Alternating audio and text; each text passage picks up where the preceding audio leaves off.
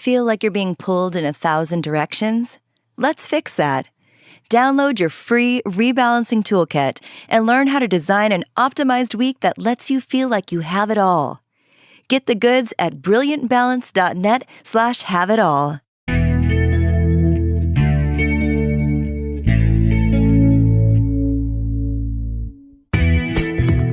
I'm Cherylanne Skolnicki, and this is Brilliant Balance, the show for working women who are ready to shine. Each week, I bring you ideas, inspiration, and insight on balance, business, and getting it all done gracefully. You ready? Let's be brilliant. Hello, you're listening to episode 26 of the Brilliant Balance podcast. And today, we are going to talk about the trifecta. Not the horse racing trifecta, but the one that most working women feel like we're competing in. And I kind of came up with this term because over and over again, there were these three arenas in which we all seem to expect ourselves to excel. And these same three kept surfacing and surfacing in the work that I do with high-achieving women. And so I started referring to it as the trifecta because there really isn't a question about, opting out or letting one of these slide. It's not enough, it seems, to just be good at one of them. We really hold ourselves to a standard where we want to be good at all of them. And at a high level, they're not surprising to you. I'm sure you could name them with me. They are, work and family and self. I call that the trifecta. So I'm going to dig into each one today. We're going to talk a little bit more about it, but let's get grounded in what is a trifecta. In horse racing terminology, a trifecta is an event where the bettor has to predict which horses will finish first, second, and third in the exact order. And if you get all three of those right, then you can win the trifecta. When you apply that to this area of, the life of a working woman, and the three horses, quote unquote, are work, family, and self, what we're really saying is that our job, maybe one way to define balance is to predict and then to align our actions with which order we want those three areas of life to finish. And the thing that's different than a horse race is that the order may change over time. In fact, I would argue that it always changes over time.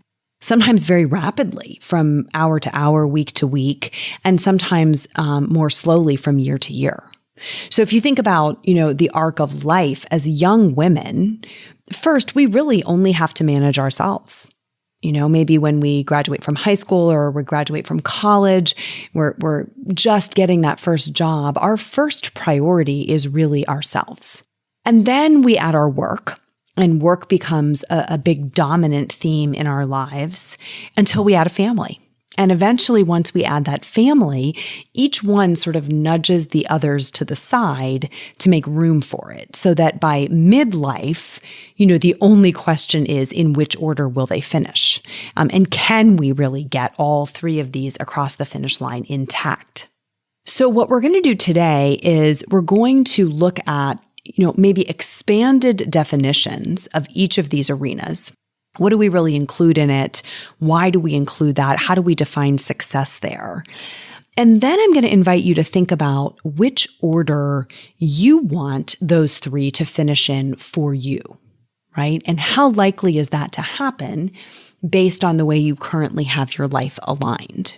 And then we're going to talk about a model for making more frequent adjustments to the order in an effort to sustain a sense of dynamic balance throughout your lifetime. So first, let's dig into these three arenas and talk about what they are. And the first one that I'm going to talk about is work. Sometimes I will refer to this as contribution because really for me, work can be a little bit of a narrow definition. It can get us into a headspace of only thinking about our paid profession, the thing that we do for a salary. And I would argue that's our professional contribution.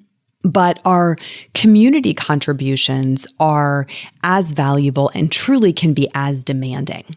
Maybe you are involved with a nonprofit in your community. Maybe you're involved with your church. Maybe you're involved with your children's school. Any of those areas where you are investing considerable time and talent really can be viewed as a part of your work. And this is the arena, that we really enter first beyond self-care. We graduate from college, we go on our professional journey. And what we're really chasing here is a fairly traditional definition of success. It's the income that we make or the title that we have or the power that we accrue or the accomplishments that we rack up. This is really the arena where progress is pretty visible and, other people, it's externally observable what our contributions look like in the arena of work. And that is one of the areas where sometimes when women make a choice to stay at home for any period of time to raise children, they start to feel that they've lost a piece of their identity.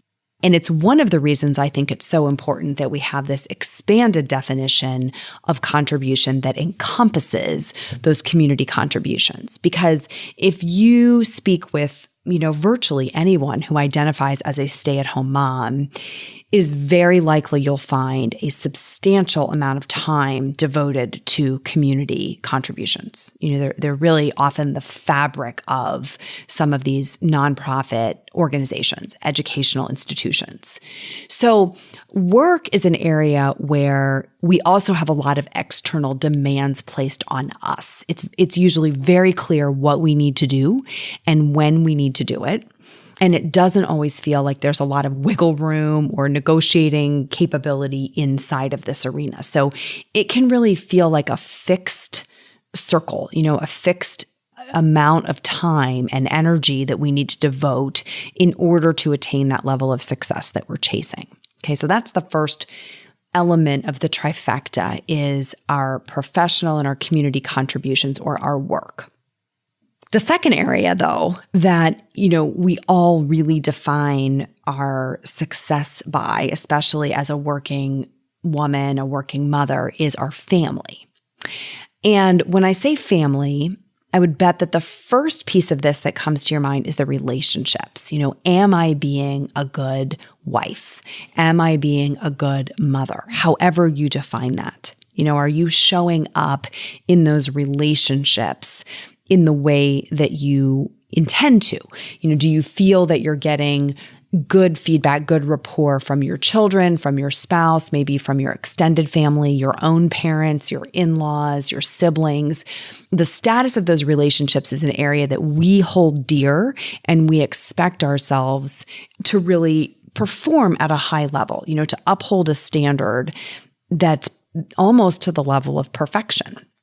And when it's not, we feel a deep sense of loss or shame that we were not able to have the relationships that we intended to have. But there's a second area under this umbrella of family that I think sometimes gets overlooked until we really call it into our consciousness, and that is our home environment. What does our home look like and feel like? Is it well designed? Is it well decorated? Is there no clutter? Are there good systems in place keeping things running smoothly, like meal planning and laundry, bill paying and paperwork management? This is kind of a carryover from, that quintessential homemaker era where that was a woman's worth was defined by her ability to keep a home in good working order. And now you can already see we have these two arenas competing for our attention. We want to be professionally successful or make a significant contribution in the community, or both. And we want to have this thriving relationship with our spouse or significant other. We want to have these deeply involved relationships with our children. And we want to do all of that inside of a home environment that looks great and runs well. Okay, so now we have two of the three elements of the trifecta, and there already feels like there's a lot. When we add the third one on top of that, which I would define broadly as self, And then self has a couple of subcategories. The one that I think women are the hardest on themselves about is their physical appearance or their physical health, and they might define it either way. Women will just berate themselves for not spending the time and energy that they think they're supposed to on exercise, on eating well, on appearance-related matters like hair and makeup and clothes and skincare. And it even goes into healthcare, this arena of am I healthy? So we'll be very hard on ourselves about, do we regularly visit the doctors and other health practitioners that we know we should? Do we take care of chronic health conditions? Do we avoid chronic health conditions? That's another arena of self-care, is what is our physical health and well-being. This also encompasses our emotional health. Do we feel like we're working on personal development? Are we growing in areas that we perceive as weaknesses? And this even goes into things like our hobbies. Sometimes I'll talk to women who are considering working with me, and they will be very hard on themselves about not having a hobby. That there's nothing that they really do for fun, that they're passionate about. They'll say, I just don't have anything that I'm passionate about. All of my time and energy goes to work or goes to my kids, and I don't really pursue anything like music or art or cooking or, gardening, anything outside of my work and my family responsibilities. And so this whole area of self-care, I think we're probably the most critical of our appearance, followed by, our physical sense of health and well-being. Do we exercise enough? Do we eat well? Do we take good care of ourselves in terms of healthy habits? And then third in line is, do we feel that we're really actively pursuing anything that's a true passion or a hobby? And this arena of self-care within the trifecta is definitely the first to go. I've talked to hundreds, maybe thousands of women at this point about their own self-assessment of balance and their own self-assessment of how aligned is their life with where they thought they would be by now and where they want to be by now. And one of the most consistent things that I can tell you I hear is, my self-care is practically non-existent.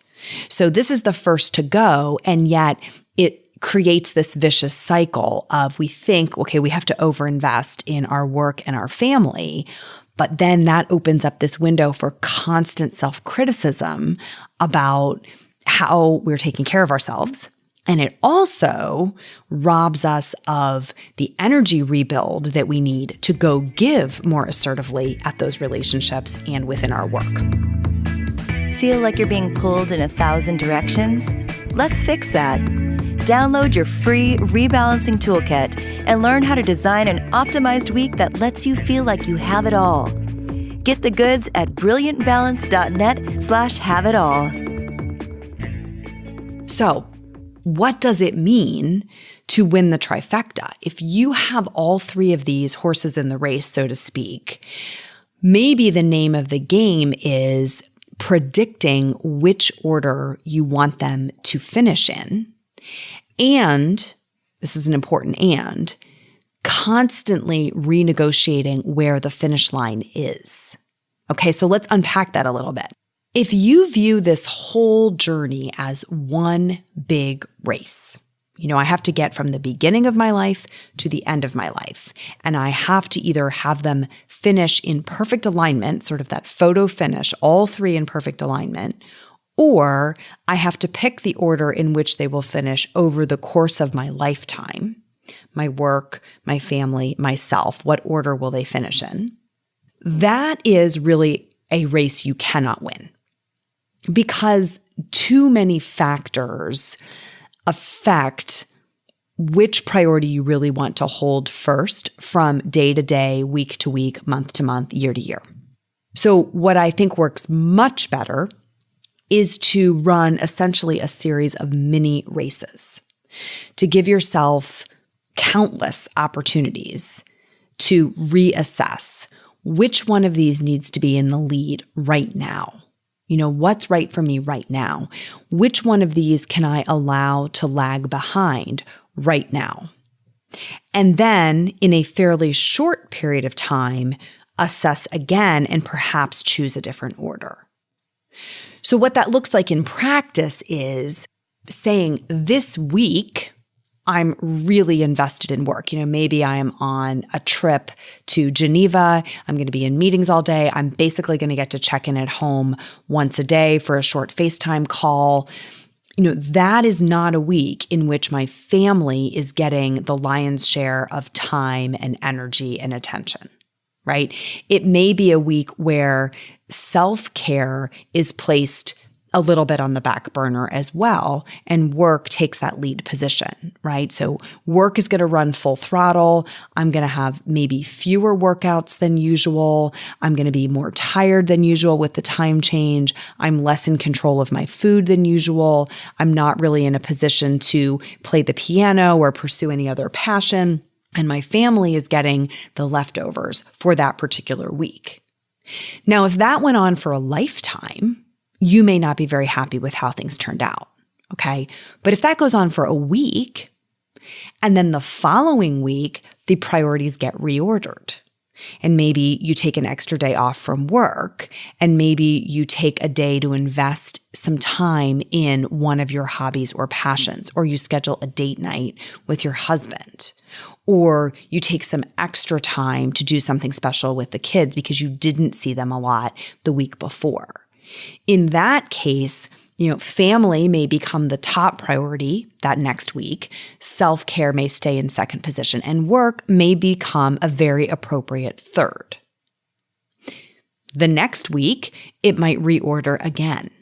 So I think by shrinking the time period, the duration of the race, if you will, we're able to consistently adjust on a dynamic basis with intentionality, which of these 3 horses do we want to have in the lead?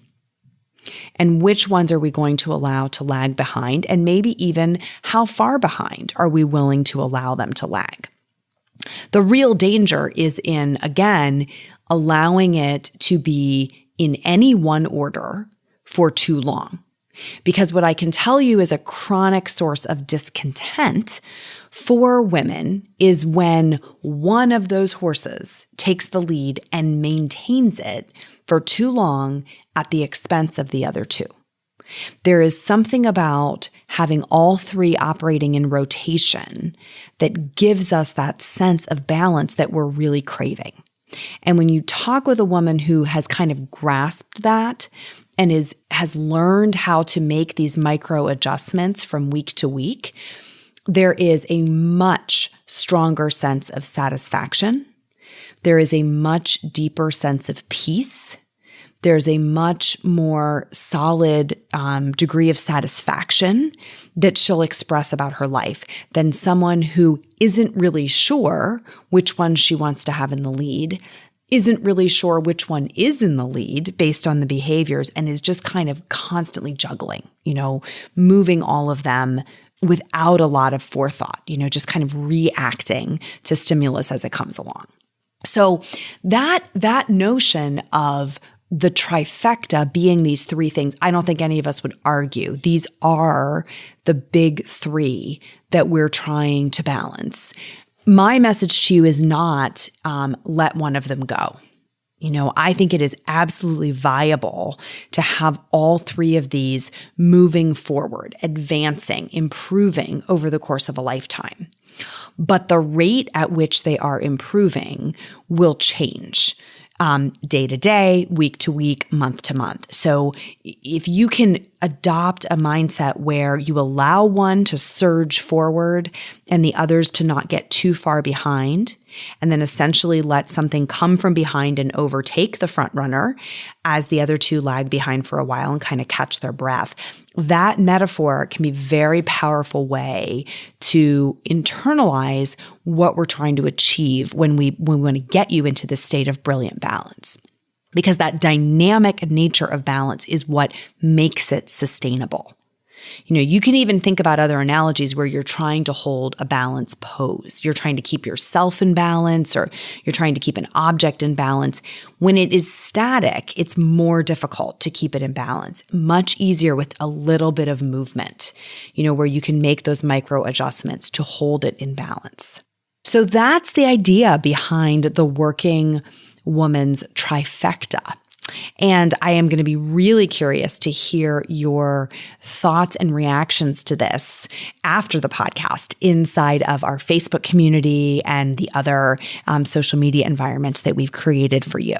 So come on into those. Come find us in the Brilliant Balance Facebook group specifically. That would be a great place to continue this discussion. Tell me which one is in the lead for you right now. Tell me which one you want to be in the lead, or which one you struggle to bring to the front of the line. And maybe we can get some good ideas going about how to protect that sense of balance as you are competing in this trifecta. Next time when we are together, we are going to talk a little bit about business. And specifically, we're going to talk about entrepreneurship. Because this is a path that continues to grow in popularity for women. There are a record number of woman-owned businesses being started today, especially by mothers. And I want to get into that a little bit and discuss, is this the holy grail for working mothers? Is entrepreneurship really the environment that solves the dilemma of the working mother or not? And we're going to dig into that in the next episode. So if you are an entrepreneur or you are considering exploring that path, this is one that you don't want to miss. That is it for today, my friends. Until next time, let's be brilliant.